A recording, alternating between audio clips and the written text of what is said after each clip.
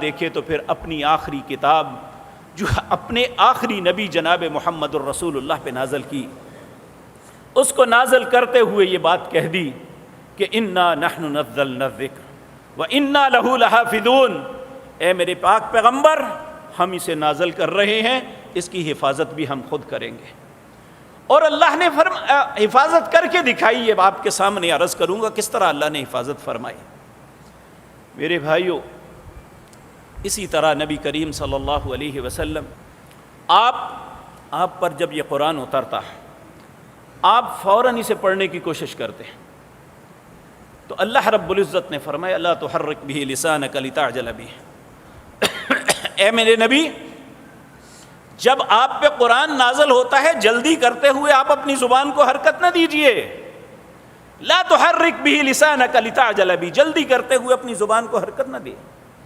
ان علینا جمعہ وقرآنہ، یہ میرے ذمے ہے، میں آپ کے سینے میں اس قرآن کو جمع کروں گا۔ فَإِذَا قَرَأْنَاهُ فَاتَّبِعْ قُرْآنَهُ، جب جبریل قرآن کی پوری آیات پڑھ لے پھر آپ اس کے پیچھے پڑھا کریں۔ تو یہ رسول اللہ صلی اللہ علیہ وسلم کے سب سے پہلے دنیا کے حافظ قرآن، اس قرآن کے حافظ جناب محمد الرسول اللہ صلی اللہ علیہ وسلم۔ اور نبی کریم صلی اللہ علیہ وسلم کی زندگی میں دوسرا معاملہ یہ ہوا کہ 23 لوگ ایسے تھے جو پورے قرآن کے حافظ تھے، ان میں 22 مرد تھے اور ایک عورت تھی ام ورقہ رضی اللہ تعالی عنہا۔ اسی طرح کچھ ایسے لوگ تھے جو اسے لکھا کرتے تھے۔ نبی کریم صلی اللہ علیہ وسلم حضرت عبداللہ بن مسعود رضی اللہ تعالی عنہ فرماتے ہیں، اور یہ بات یاد رکھیں، قرآن اور دوسری کتابوں کے اترنے کا فرق یہ تھا کہ دوسری کتابیں کمپلیٹ حالت میں اللہ نے آسمان سے نازل کر کے نبیوں کے حوالے کی، لیکن قرآن کا معاملہ دوسروں سے سب سے مختلف تھا۔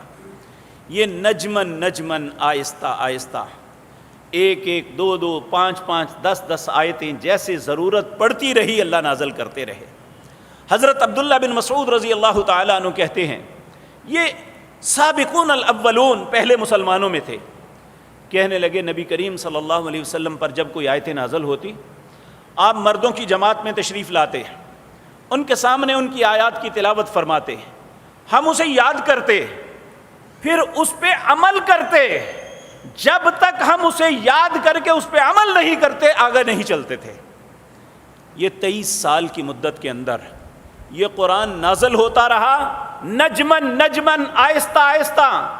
اور قرآن نازل ہونے کے ساتھ ساتھ قرآن پہ عمل بھی ہوتا رہا، قرآن کی تفسیر ہوتی رہی،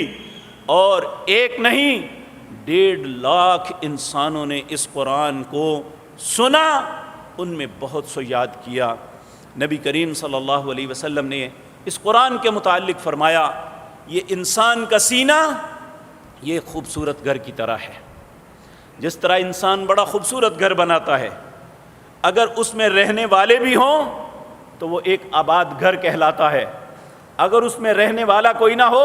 وہ کتنا ہی خوبصورت کیوں نہ ہو اسے بھوت بنگلہ کہا جاتا ہے۔ کہا جس سینے کے اندر قرآن کا کوئی حصہ نہیں وہ بھوت بنگلہ ہے، وہ ایک ویران گھر ہے۔ اس لیے آپ نے ترغیب دی کہ اپنے سینوں کو قرآن سے مزین کرو۔ اور میرے بھائیو، اس قرآن کی تحریف، اس قرآن کا مقابلہ، اس قرآن کی تذلیل کے لیے بہت کوشش ہوئی، لیکن جس نے بھی کی ہمیشہ ذلیل ہوا۔ سب سے پہلی کوشش قرآن کے متعلق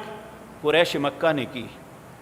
انہوں نے کہا وقال الذین کفروا لا تسمعوا لهذا القرآن والغوا فیہ لعلکم تغلبون۔ کافروں نے کہا جب یہ محمد الرسول اللہ صلی اللہ علیہ وسلم قرآن کی تلاوت کریں شور مچایا کرو تم غالب آ جاؤ گے، وگرنہ قرآن تو سب کو لے دیا جا رہا ہے، جو سنتا ہے اللہ اس کے دل کو بدل دیتا ہے۔ اور میرے بھائیوں، جب انہوں نے یہ کہا تو اللہ نے پھر انسانوں کو ایک پیغام دیا، وہ پیغام کفار کا تھا، وہ پیغام شیطان کی ذریت کا تھا، وہ تھا وقال الذین کفروا لا تسمعوا لهذا القرآن، کافروں نے کہا اس قرآن کو نہ سنا کرو، والغوا فیہ، اس پہ شور مچایا کرو، لعلکم تغلبون، تاکہ تم غالب آ جاؤ۔ اللہ نے فرمایا نہیں، میرا پیغام یہ ہے وَإِذَا قُرِئَ الْقُرْآنُ فَاسْتَمِعُوا لَهُ وَأَنصِتُوا لَعَلَّكُمْ تُرْحَمُونَ، یہ جب قرآن پڑھا جائے خاموشی سے سنو، تم پہ اللہ رحم کر دے گا۔ یہ دو مختلف پیغام ہیں، ایک شیطان کا پیغام ہے، ایک کفار کا پیغام ہے، ایک رحمان کا پیغام ہے۔ کفار کا پیغام یہ ہے کہ قرآن کے مخالف